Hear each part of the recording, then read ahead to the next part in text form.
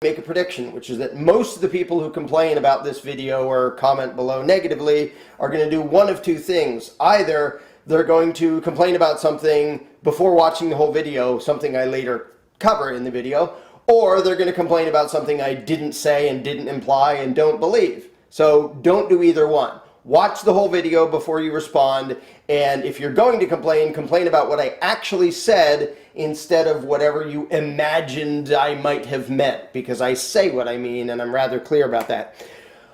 This video is about the fact that a lot of vegans, especially vocal militant vegans, are irrational and dishonest in their message. Now, I want to start off by saying there are a couple things about their agenda that I very much like and I very much approve of. I like it when human beings extend their compassion and their empathy even to other species. I think that's a very good sign. I think when people don't do that, it's scary. When they're completely callous and heartless to the suffering of other species, that's creepy. And when they all the way enjoy it in some sadistic way, that's beyond creepy.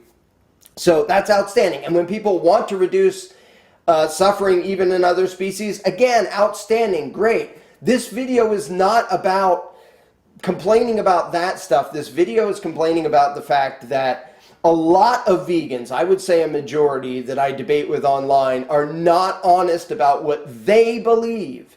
So most of this video isn't even going to be about their beliefs versus my beliefs. It's their beliefs versus their own beliefs. They say things, they make assertions that they themselves don't believe, but they're acting on emotion and feels, and they're saying things for shock value that just aren't true, and they know they aren't true. And that's, first of all, telling a lie isn't helpful to begin with, and it definitely isn't helpful if you want to spread your message and convince other people. I'm going to start with the example of meat is murder, a popular saying among some vegans. Meat is not murder. Look up the word murder. The word murder means a human being killing a human being in certain situations. Now, you can say, well, that's just semantics. It's what words mean. Don't use words to mean what they don't mean. Now, if what you mean is meat is just as bad as murder, then say that. However, that doesn't exactly make sense either. Meat is a substance. For example, if you're walking along and you get run over by a car and you're dead by the side of the road, technically you're a pile of meat. Are you murder? No. Meat is a noun. Murder is a verb. Why would you say something like that? I'll tell you why you would say something. Because it's shocking and it gets people's attention. It's also ridiculous. If you get run over and you're lying by the side of the road and some psycho cannibal comes along and eats you, did he murder you? Nope. He had nothing to do with your death. He ate you after the fact. That's pretty creepy, but it's still not murder. Him eating you after the fact is not murder. So meat is murder is a fine example of something that is just plain not true at all, and people use it for shock value. Here's one that I see even a number of anarchists saying, which is carnism is a religion. First of all, carnism isn't anything. To try to make it an ism is already dishonest. Eating meat is something that Homo sapiens have done for thousands of years. Now, time out. First straw man to not throw at me is, are you saying that just because people have done it for thousands of years, it's okay? No, I'm not. Don't argue that. That's BS. I'm saying that it's not a religion. It's not a belief system. The ism thing is about a philosophy or a belief system. Eating meat is just what Homo sapiens have done for thousands of years all over the world.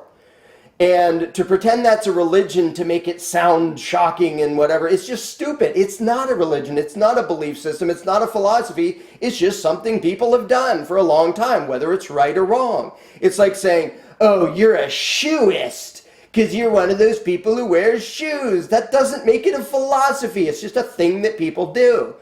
On the other hand, veganism is an ism because it's people saying, well, we believe it's wrong to treat animals this way. It's a belief system. That actually deserves an ism. Carnism is stupid. It's a stupid phrase that doesn't mean anything.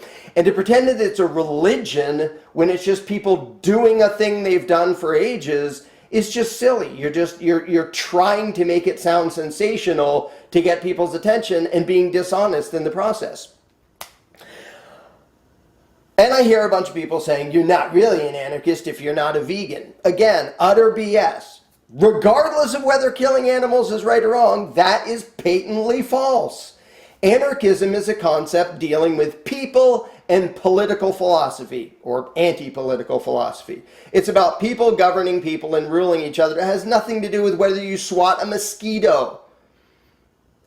Anarchism is unrelated to how you treat other animals. It's a political concept. To say you're not really an anarchist, that's silly. It's stupid.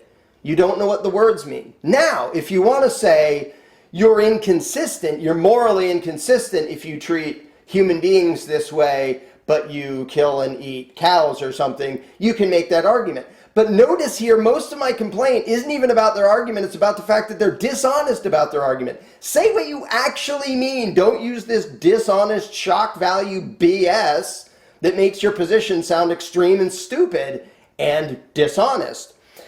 So, and we're going to get to the thing about killing in a moment, but to say you're not really an anarchist if you're not a vegan, that's just stupid. It's just downright stupid. It means you don't understand concepts and words. Now, a big thing a lot of people say, well, I don't know if it's a lot, but some vocal people say is you have to apply the non-aggression principle to every other species, not just people, or you're a hypocrite. Again, they're just wrong about this. And I don't just mean their moral assessment is wrong. I mean conceptually and philosophically, they're being dishonest. They don't even believe what they're saying. And it doesn't make sense either. For example, the non-aggression principle, it's a principle. It says, all right, picture here's a map with a whole bunch of people on it. The principle is that none of these people should commit aggression against any of the other people at any time, in any situation. That's not okay. That's what the non-aggression principle dictates. It's like this is a rule of morality that applies to everybody all the time. It's a principle. It's an overlying thing that applies everywhere. Well, okay, what happens if we expand that to all the other species? It immediately doesn't make any sense. Because, for starters, all right, I'm out in nature and I see a coyote chasing a mouse around to eat it. All right, the coyote is committing aggression against the mouse. That poor innocent mouse didn't commit force or fraud, and yet the coyote is trying to eat it. Is that immoral? No, it's not. Because the non-aggression principle doesn't include animals. And you can say, well, no, it's only binding on people because animals are doing animal things. Well, then don't pretend the non-aggression principle applies to all species. That's not a principle. It's a one-way directional statement about how you wish people would treat animals. Be clear in your own head. Now, since we're going down that route, what should be done? And I made a post about this a while ago, and it got rather interesting. What should be done if I'm there and there's a coyote chasing a mouse around a field?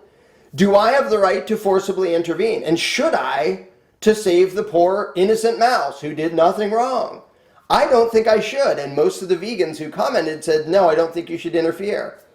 Well, I should just stand there and let that thing kill that thing without moral justification? Why is it not okay for me to forcibly defend it? And a lot of actually said it's wrong if I intervene and stop, because then I'm the aggressor. Wait, he's trying to kill the mouse. Because they don't apply morality the same to all species, and they shouldn't, and neither do I, and nobody does.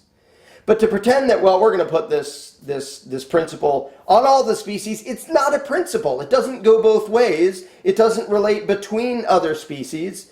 If what you mean is, I don't think people should commit aggression against people or other animals, then say that, if that's what you mean. But don't try to wedge it into this concept that doesn't make any logical sense.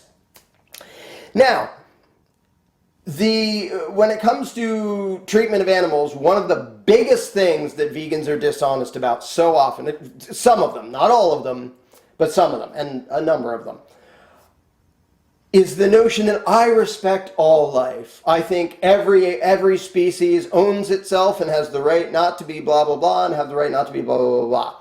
No, you don't. That is a lie. Nobody, I mean nobody, values all life the same, even just all sentient life. If you're going to, for some reason, discriminate against plants, because, hell, the plants, we're allowed to kill them. But we're going to draw the line there, and that counts as principled. Nobody even draws the line there, including the what are they called, Jainists, who pretend we're never going to harm another living organism. Yes, you are. You can't help it. Maybe you didn't know that a few hundred years ago, if you couldn't see things small enough or didn't understand what was going on. Here's the dead giveaway that none of the vegans who say, I think every animal owns itself just as much as I do, and every animal has an equal right to live, and every blah, blah, blah. No, you don't, no, you don't, and no, you don't, and I can frickin' prove it. If you're driving down the road and there's a dog, I'm going to keep people out of this example, and there's a dog in one lane and there's an ant in the other lane, and you have to run one of them over, I bet you're going to run the ant over because you care less about the ant. You value the ant's life less than the dog's life, and you should. I'm going to make it one better. There are 100 ants over there, and there's one dog over there. What are you going to do? I bet, like me and everybody else, you're going to swerve to miss the dog and run over 100 ants, which means it's not even a numbers game. You don't care about those 100 ants as much as you care about that one dog. Why? Because you draw lines and distinctions of morality just like everybody else. Meat eaters, vegans, everybody draws lines of morality. They can draw them in different places, and you can debate about where they should be and how people should treat different kinds of species. Don't pretend you respect all species the same and value all species the same. That is an absolute freaking lie. And especially if you go back to the example of the predator and prey species, every one specimen of a predator species has to eat lots and lots and lots of prey species. So if it's just a numbers game, if the value of every life is equal, then you should go kill the coyote because he's going to be slaughtering thousands and thousands of rodents and frogs, and you should go slaughter the raccoon because of all those poor defenseless crayfish and frogs he's going to eat. You should go slaughter all the predators. Well, no, it doesn't apply to them. I know it doesn't freaking apply to them. So stop talking as if it's a universal rule in all directions when you know it isn't. When you don't even apply it that way. When you don't even believe it. Stop saying cliche little sayings that you don't believe. You don't believe that all life is equally valuable. If you did, the first thing you do is frickin' kill yourself because you can't go for a walk without killing hundreds or thousands of little tiny living things. And you can say, well, I can't not go out, so that's sort of necessary. It's unavoidable. It's avoidable. Kill yourself. If you actually valued every single one of those things as much as a human being, you would not go out for a walk. Like if for some bizarre reason me going out for a walk meant 100 human beings were going to die, I wouldn't say, well, I can't not go out for a walk. Sorry, 100 people, you're going to die because I want to go for a walk today. You value them differently. Admit it. Be honest about what you believe. Admit that there are lines and we draw them in different places. And then argue with people about where the line should be and how we should treat different species. Don't do these generalizations that you know aren't at all true. Another thing that comes up quite often is the thing of suffering. Like if you eat meat, you're contributing to suffering. Sometimes that is true. Actually, the statement is not true. Sometimes if you eat meat, you are contributing to suffering. And it can be pretty often too. Like I totally hate the whole factory farming thing and the way they treat animals and keep them penned up and they're suffering and it's horrible. I don't like that. I don't think that's nice. And if you want to say we shouldn't be funding this and helping this to happen, excellent, I agree, that's outstanding. Say that. That's honest and true and noble and it makes sense and it's rational. Say that. But when somebody says like, if you eat meat, you're causing suffering, they're already unclear in their own head. And again, this is all about being clear and honest. If you get run over by the side of the road and somebody eats you, did he make you suffer? No, you're frickin' dead. Dead things don't suffer. The steak on the plate is not suffering because somebody eats it. And you could say, well, no, it's the fact that it was killed so you could eat. All right, well then point at that. Don't point at the eating meat. Use, for example, like if some, deer gets killed as a roadkill by accident, it's like, poor thing, and well, we might as well eat the meat. Does it contribute to its suffering? Nope. Does it care? Nope. It's kind of dead. Doesn't really mind what you do with it after the fact. By the way, I should also throw in the fact that other than sometimes people, Everything when it dies gets eaten by other species. Every freaking thing. Now, if you're unfamiliar with nature, you might say, no, a lot of it will just rot in the woods. Rot is the word we use for getting eaten by maggots and bacteria and lots of little tiny animals that are devouring you. That's what happens. When you're dead, it doesn't cause extra suffering for you to get eaten by something. And the reason I say people are exceptions is because we do this weird thing of sprinkling stuff on people, putting them in a box and putting them in the ground to make sure nothing can eat them.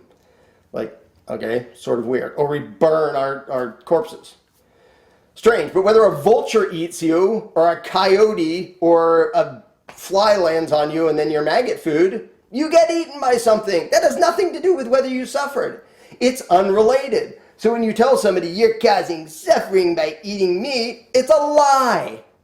You can say you're contributing to suffering if you buy food from the industries that treat their animals like this before they produce them and put them for sale. Say that. It's actually true. It's actually honest. I support you in trying to get people to not do that. That's outstanding. Do that.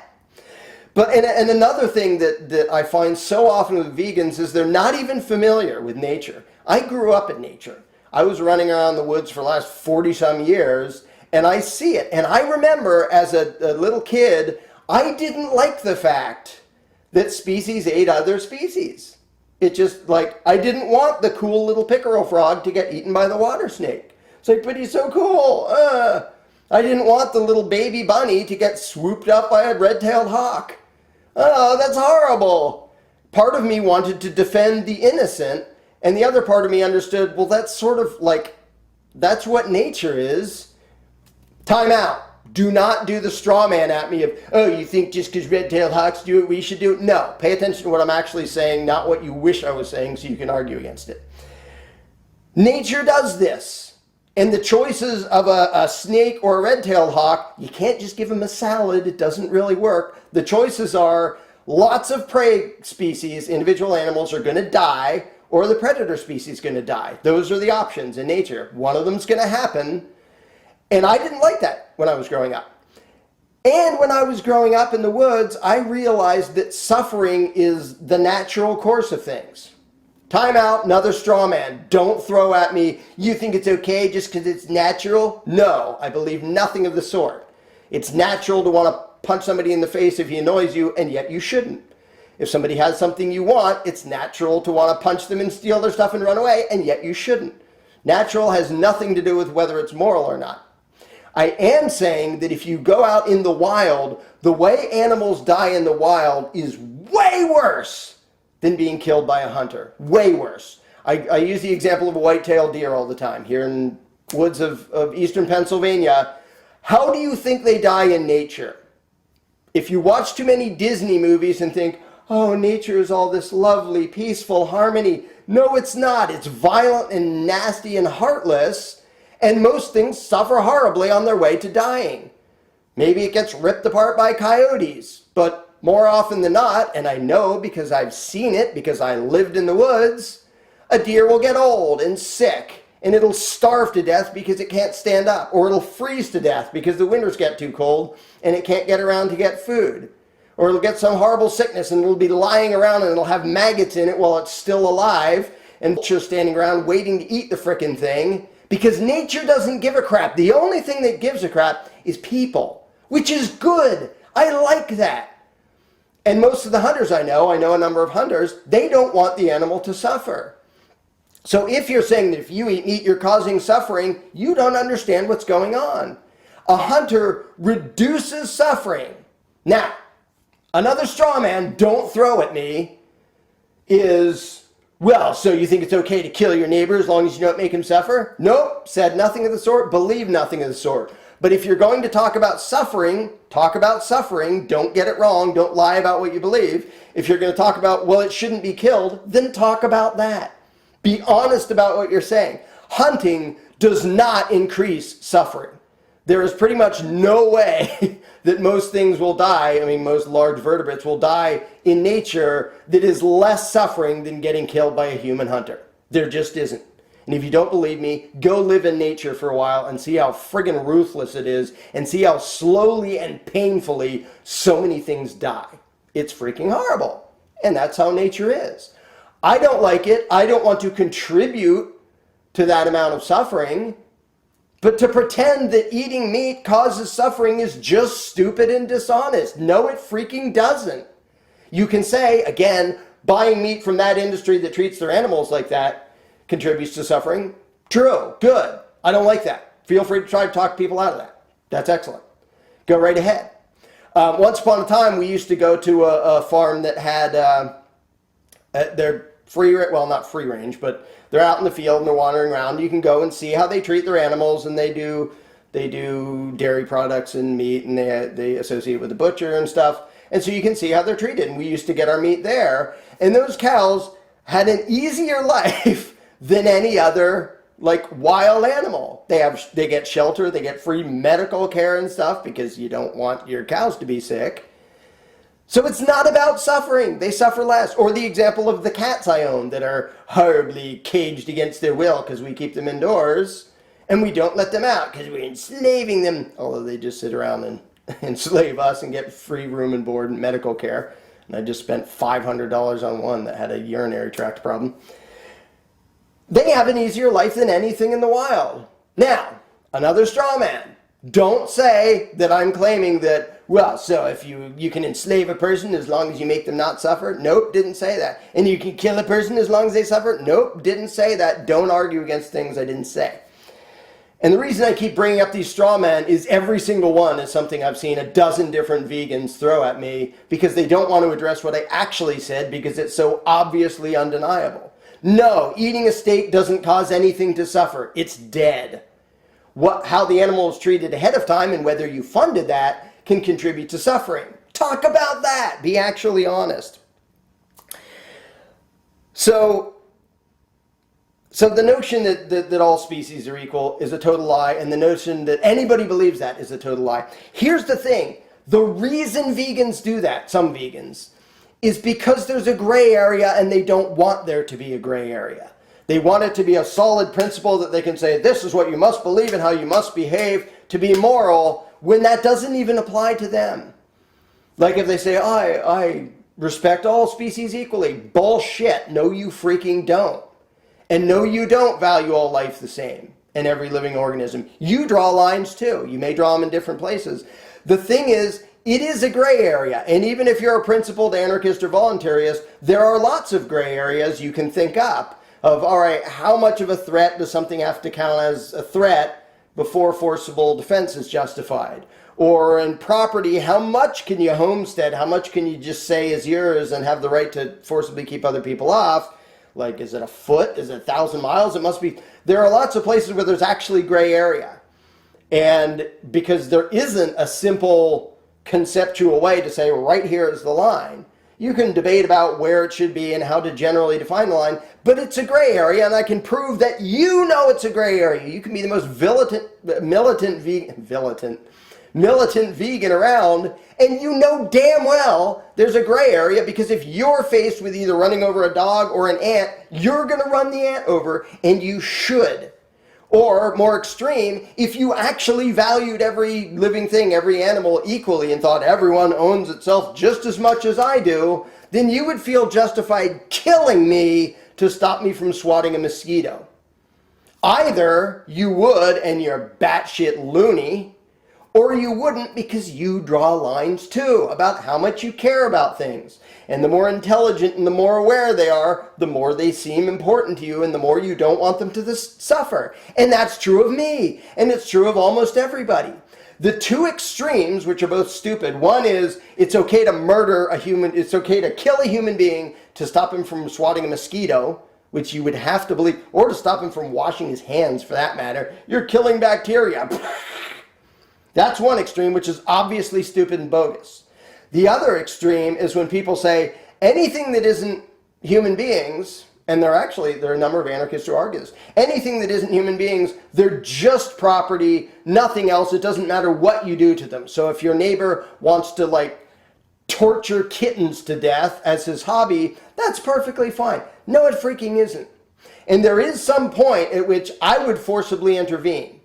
Like if somebody's out, hunting down gorillas, I would actually feel justified in trying to stop them. Because gorillas, while I don't put them on the same level as people, they're pretty damn high up with their intelligence and awareness, and it would creep me out if somebody, let's go have fun shooting gorillas. No, screw you. I'm going to try to get in your way and I'm going to stop you. Because I don't just think, well, it's just the same as furniture or any other property. I don't want to see that suffering. They're aware enough that I want to reduce their suffering. And there's a gray area between that and swatting a mosquito. And there are 80 bazillion species in between. And we can debate about where to draw the lines and how to treat different animals. And we should, and that's perfectly useful. Admit that there is a gray area. Stop pretending that you have some principled thing that meat eaters don't, because you freaking don't. You just draw the lines in different places. And sometimes you don't draw the lines in different, like, oh, well, of course I'm going to kill ants that are in my house, or of course I'm going to swat a mosquito. And then some people say, no, I won't, I'll sort of brush them away. Wherever you draw the lines, admit that you're drawing lines. Don't pretend, well, this is a principled thing, you have to respect every form of life, which again, if you want to be principled, why are you stopping at plants or protozoa or bacteria or wherever you're drawing the line? Plants are living things too. You're taking their life. And I could also get into the fact that what you eat, even if it's plant, whoever grew that slaughtered countless living organisms to keep them from eating it. Or even just, well, we're going to till up the ground to grow some stuff. You know how many things you just killed tilling up the ground? Or just walking out in the field to harvest something? You can't exist without killing things. And people say, well, I know that's necessary, but I don't want to cause unnecessary suffering. Good, start with that. That's actually, it's a little vague because unnecessary for what? But at least start with something honest, that I want to reduce suffering, especially of animals that are more aware and more intelligent. Good, me too. And guess what? That's true of most meat eaters, and it's true of most hunters. And it's why when a lot of people who eat meat see the videos of the horrible conditions that factory farming is, a lot of people go, ew, I don't like that. Good. That's a good sign. It's a good sign they don't like seeing other species suffer, just like they don't like seeing other people suffer. That's outstanding. But admit that it's a gray area, and admit that you're drawing the lines, and don't just pretend, this is a principled thing, I just apply voluntarism to all species. No, you freaking don't. I just think all animal species have equal rights. No, you freaking don't. I think they all have the same value. No, you don't. I think they all own themselves just as much as I do. No, you freaking don't. All of those are an outright lie. Stop lying if you want to convince other people. Say what you actually mean. Admit there are gray areas. Admit that we're drawing lines in different places, and try to talk people into changing where they draw the line and how much suffering they're willing to contribute to, or death, or whatever else. Then you'll actually have a better chance of persuading people to change their behavior if you're honest about what you believe.